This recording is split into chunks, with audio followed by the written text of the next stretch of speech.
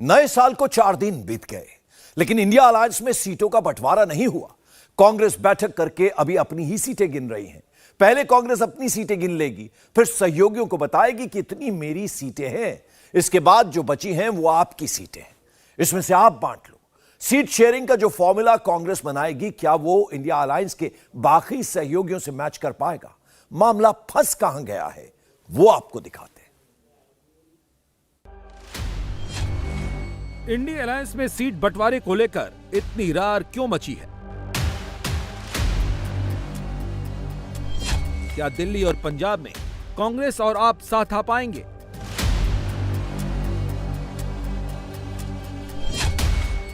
बंगाल में कट्टर विरोधी लेफ्ट के साथ तृणमूल कैसे सीट साझा करेगी?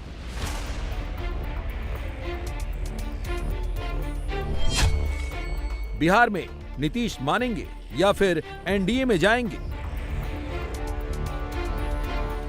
इंडिया अलायंस में शामिल पार्टियों के बीच सीट बंटवारे की 31 दिसंबर की डेडलाइन भी खत्म हो गई है, लेकिन अब तक सहमति नहीं बन पाई।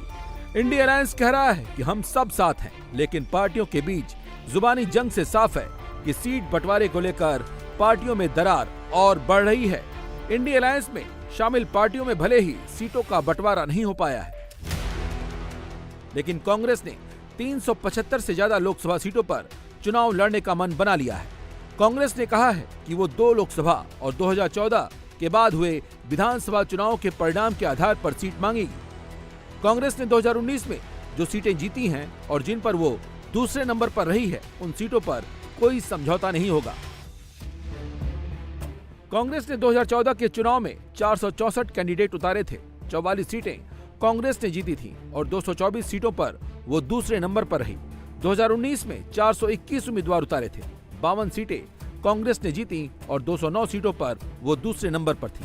इस हिसाब से कांग्रेस 24 में 291 सीटों पर अपने दम पर चुनाव लड़ने का मन बनाया है।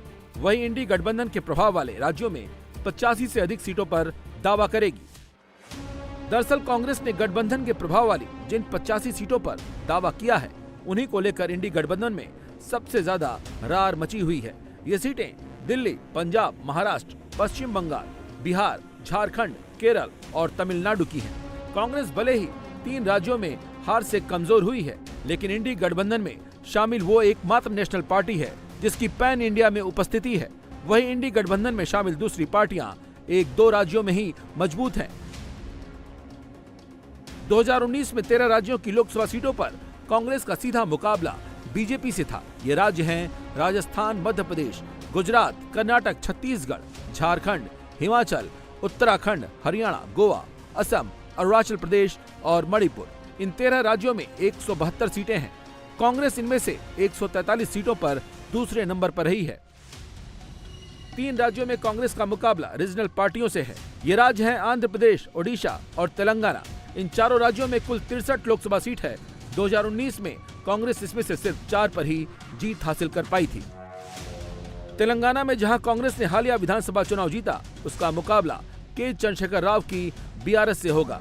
आंध्र प्रदेश में उसका मुकाबला जगन रेड्डी की वाईएसआर कांग्रेस से होगा, जो बीजेपी की मौन सहयोगी रही है।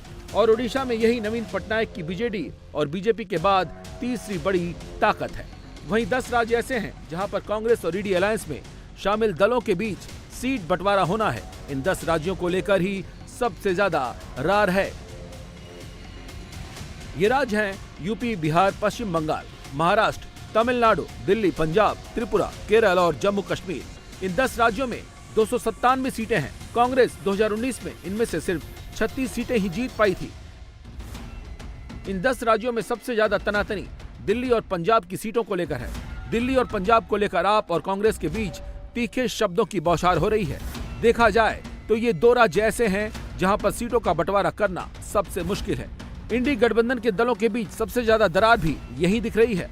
आम आदमी पार्टी ने तो दिल्ली और पंजाब में कांग्रेस को खत्म हो चुकी पार्टी तक कह दिया। ये बयान किसी छोटे नेता का नहीं है, बल्कि पंजाब के सीएम भगवंत मान का है। पंजाब ते दिल्ली च मां अपने बच्चे नूं दुनिया दी सब तो छोटी कहानी सुना सकती है, एक थी कांग्रेस। इसके बाद कांग्रेस ने सोशल मीडिया पर आपके बयान पर पलटवार करते हुए भगवंत मान को जोकर तक बता दिया। बड़े गठबंधन में आने की जो एक तौर तरीके होते हैं, उसका एक कल्चर होता है, उसकी इनको समझ नहीं है। किसी के साथ भी काम करने की समझ नहीं है, चाहे दिल्ली के एलजी हो, चाहे भारत की सरकार हो, चाहे विपक्ष के लोग हों, चाहे गठबंधन हो, इनको किसी के साथ काम करने की आदत, तो आदत इसलिए नहीं है क्योंकि इनकी सारी पॉलिटिक्स पूरी दुनिया पर उंगली उठाने की है। ठीक है, अब ये इस बात को नहीं समझते हैं। जब इन्होंने कहा, स्वाभाविक है जब ये कहेंगे कि एक थी कांग्रेस, तो कांग्रेस की तरफ से कोई ना कोई प्रतिक्रिया तो आएगी। लेकिन एक बात ये नहीं समझ रहे कि आने वाले समय में माताएं ये भी कहेंगी कि एक पार्टी थी जो आजकल तिहाड़ में मिलती है। ये बता दें कौन सी ऐसी पार्टी है जिसका 40% नेतृत्व जेल में हो और बाकी जाने को तैयार बैठा हो। पंजाब में लोकसभा की 13 सीटें हैं। 2019 के चुनाव में कांग्रेस को 8 और आपको 1 सीट मिली थी, लेकिन 2022 के विधानसभा चुनाव में आपने एक तरफा जीत हासिल करते हुए 117 में से 92 सीटें जीत ली। वहीं कांग्रेस 18 सीटों पर सिमट गई। ऐसे में अगर लोकसभा चुनाव के आधार पर देखें तो कांग्रेस का पलड़ा भारी है, वहीं विधानसभा चुनाव के बाद आप हावी है। दिल्ली में भी कुछ ऐसी ही स्थिति है। यहाँ पर लोकसभा की कुल 7 सीटें हैं। 2019 के चुनाव में सभी सीटें बीजेपी ने जीती। वहीं कांग्रेस 5 सीटों पर दूसरे नंबर पर थी। वहीं आप 18% वोटों के साथ 2 सीटों पर दूसरे नंबर पर थी। वहीं 2020 के विधानसभा चुनाव में आपने दिल्ली की 70 सीटों में से 62 सीट जीती थी, जबकि कांग्रेस साफ हो गई थी। यानी यहाँ पर भी पंजाब वाली स्थिति बनी रही। वहीं जिस नीतीश कुमार ने मोदी विरोधी दलों को एक मंच पर खड़ा किया और इंडी गठबंधन बना, वो भी नाराज बताए जा रहे हैं। हालांकि वो जताते नहीं हैं। नीतीश कुमार को अलायंस का संयोजक तक नहीं बनाया गया। यही नहीं, ममता और केजरीवाल ने प्रधानमंत्री उम्मीदवार के रूप में मल्लिकार्जुन खड़गे का नाम आगे बढ़ा दिया, जिसके बाद नीतीश ने पहले जेडीयू पार्टी पर अपना कंट्रोल किया, फिर वो टिकट बांटने लगे। नीतीश कुमार ने जेडीयू की कमान संभालने के महज 5 दिनों के अंदर अरुणाचल प्रदेश की पश्चिम लोकसभा सीट से जेडीयू के प्रदेश अध्यक्ष रुचि तंगुक को लोकसभा चुनाव का टिकट दे दिया। दरअसल यहीं से उन्होंने कांग्रेस पर दबाव बनाना शुरू कर दिया है। 2019 में इस सीट से बीजेपी नेता किरण रिजिजू सांसद बने, वहीं कांग्रेस दूसरे नंबर पर रही। उस हिसाब से ये सीट कांग्रेस के खाते में जानी थी, लेकिन जेडीयू ने कैंडिडेट का ऐलान कर दबाव वाला दांव चल दिया है। पश्चिम बंगाल में भी सीटों का बंटवारा आसान नहीं होने जा रहा है। एक रैली में तृणमूल कांग्रेस नेता ममता बनर्जी ने कहा कि बीजेपी के खिलाफ इंडी गठबंधन पूरे देश में चुनाव लड़ेगा, मगर पश्चिम बंगाल में टीएमसी कांग्रेस या लेफ्ट पार्टियों से समझौता नहीं करेगी। पश्चिम बंगाल में टीएमसी अकेले बीजेपी का मुकाबला करेगी। इसके बाद खबर आई कि तृणमूल पश्चिम बंगाल में कांग्रेस को सिर्फ 2 सीटें देगी। दरअसल तृणमूल 2019 के लोकसभा चुनाव के आधार पर ये बातें कह रही है। पश्चिम बंगाल में लोकसभा की कुल 42 सीटें हैं। 2019 में सिर्फ 3 सीटें छोड़कर ये चुनाव ममता बनाम बीजेपी हो गया था। तृणमूल कांग्रेस ने 22 सीटें जीती थी, वहीं कांग्रेस ने 5.67% वोट के साथ सिर्फ 2 सीटें जीती, जबकि 1 सीट पर वो तृणमूल के मुकाबले दूसरे नंबर पर रही। सीपीआईएम को 6.33% वोट मिले, लेकिन सीट एक भी नहीं। ममता इसी वजह से कांग्रेस को सिर्फ 2 सीटें देने की बात कह रही हैं। वहीं कांग्रेस 2009 के लोकसभा चुनाव में तृणमूल के साथ हुए गठबंधन के आधार पर सीट मांग रही है। यही वजह है कि ममता बनर्जी के बयान पर पलटवार करते हुए कांग्रेस ने कहा कि उनसे कौन भीख मांगने गया पता नहीं। ममता बनर्जी खुद कह रही हैं कि हम गठबंधन कर चुनाव लड़ेंगे, हमें उनकी दया की जरूरत नहीं है। उनसे कौन भीख मांगने गया पता नहीं, हम लोग तो भीख मांगने नहीं गए। ये ममता बनर्जी खुद कह रहे हैं कि हम गठबंधन करके चुनाव लड़ेंगे। ये दोनों सीट हमारे पास है, उनकी दया की कोई जरूरत नहीं है हमें। आप अपने दम पर लड़ सकते, चल सकते, कुछ भी कर सकते। ये और नहीं चाहते कि गठबंधन हो। इसमें वार्ता सीधा है कि वो नहीं चाहते गठबंधन हो। अगर गठबंधन नहीं होते हैं तो सबसे ज़्यादा खुशी कौन होगी आज हिंदुस्तान में? अगर गठबंधन ना हो सबसे ज़्यादा खुशी होगी हमारे मोदी साहब में। तो ममता जी आज जो कर रहे हैं वो मोदी जी की सेवा में लगे हुए हैं। 2009 में तृणमूल और कांग्रेस के साथ मिलकर बंगाल में लोकसभा चुनाव लड़ा गया था। इस दौरान कांग्रेस ने 14 सीटों पर चुनाव लड़ा और 6 पर जीत दर्ज की थी। वहीं तृणमूल ने 27 सीटों पर चुनाव लड़ा और 19 पर जीत दर्ज की थी। तृणमूल जहां 2019 को आधार मानकर कांग्रेस को सिर्फ 2 सीटें दे रही है, वहीं कांग्रेस 2009 में हुए गठबंधन के आधार पर सीट मांग रही है।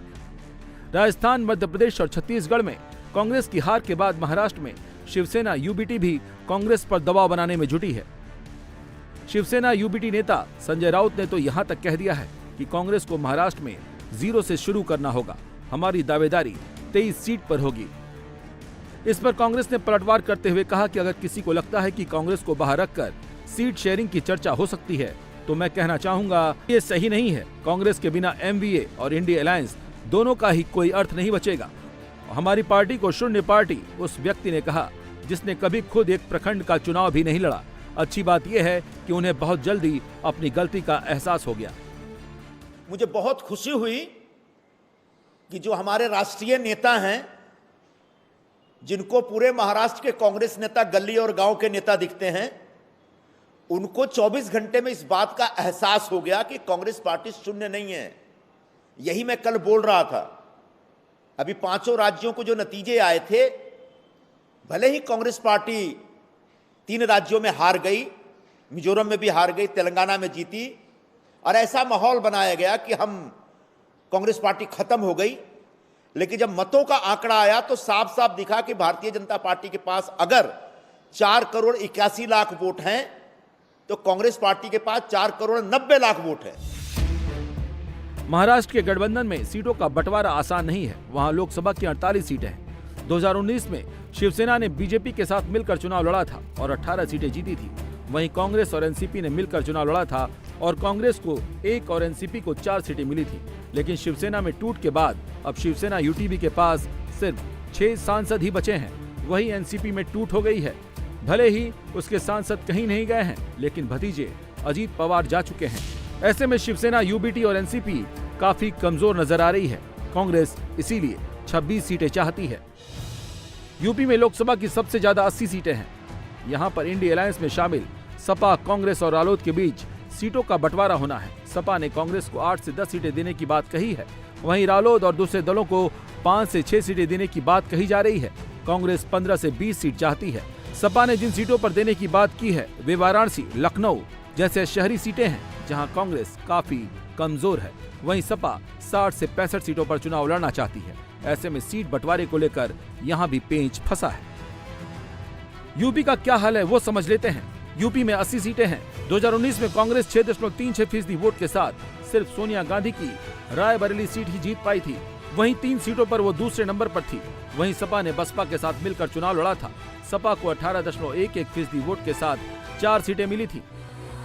वहीं तमिलनाडु में कांग्रेस डीएमके के साथ पहले से ही गठबंधन में है। ऐसे में यहाँ पर सीट शेयरिंग में समस्या नहीं है। हालांकि केरल, त्रिपुरा और जम्मू कश्मीर जैसे राज्यों में भी उसे इंडी गठबंधन के साथियों के साथ जूझना पड़ेगा। कर्नाटक विधानसभा चुनाव के बाद कांग्रेस ने कहा था कि लोकसभा चुनाव में गठबंधन की स्थिति में 350 सीटों से कम पर वो चुनाव नहीं लड़ेगी। यानी कुल 543 में से 193 सीट वो छोड़ने को तैयार है। हालांकि मध्य प्रदेश, राजस्थान और छत्तीसगढ़ में विधानसभा चुनाव में हार के बाद कांग्रेस दबाव में है। यानी इंडी गठबंधन को बनाए रखने के लिए सबसे बड़ी कुर्बानी कांग्रेस को ही देनी होगी। देखा जाए तो पिछले 4 लोकसभा चुनाव में कांग्रेस 400 से कम सीटों पर चुनाव नहीं लड़ी है। 2019 में कांग्रेस ने 421 सीटों पर चुनाव लड़ा था और 52 पर जीत दर्ज की थी। वहीं 2014 में 464 सीटों पर चुनाव लड़ा और 44 पर जीत दर्ज की। 2009 में 440 सीट पर चुनाव लड़ा और 206 सीट पर जीत दर्ज की, जबकि 2004 में 400 सीटों पर चुनाव लड़ा और 145 सीटें जीती थी।